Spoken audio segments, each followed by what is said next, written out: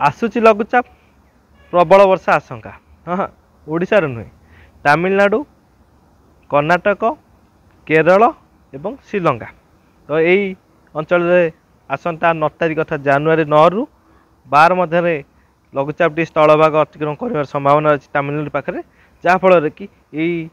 9 रु 12 तारिख मध्य से अंचल विभिन्न अंचल वर्षा साक्ष्य मिल और किसी स्थान में प्रबल वर्षा संभावना रही ओडिशा परिप्रेक्षी देखा ताहले आज हूँ 4 तारिख तो आज भी शीत रही आसंता काली शीत रहा 6 तारिख सका बेलू शीत कमिज अर्थात रातिर तापमात्रा 2-3 डिग्री बढ़ी जवार संभावना रही जहाँफल शीत धीरे धीरे कम अर्थात एवं उत्तर भारत में एक गुरुत्व बल सक्रिय रही जहाँफल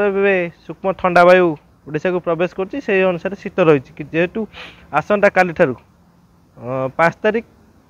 राति 6 तारिख सका बेलू एक पश्चिमा झड़ प्रभावित हवा आशंका रही उत्तर भारत में जार प्रभाव ओडिशा रे पड़वार संभावना रही शीत 8 तारिख पर्यंत देखा न मिल पारे एवं उत्तर भारत में विभिन्न अंचल वर्षा लगी रही संभावना रही जहाँ रही पश्चिमा झड़ प्रभाव में शीत किसी मात्रा ह्रास पाइब अर्थात जो परिमाण शीत होता 2-3 डिग्री अर्थात बढ़ीज अर्थात एवं जोटी 6-7 डिग्री होता से 9-10 रही संभावना अच्छी 9-10-11 पर्यटन रही संभावना अच्छी जोटी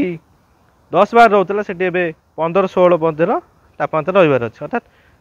तापमात्रा बढ़ीज रातिर एवं बढ़िया फल शीत कमिज आ दिन तापमात्रा जमी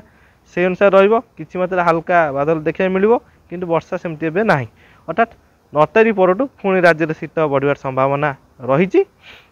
जदि किसी अपडेट आसे निश्चित भाव में आपको जनइबी देखते चैनल को लाइक करते सब्सक्राइब करेंगे रही नमस्कार।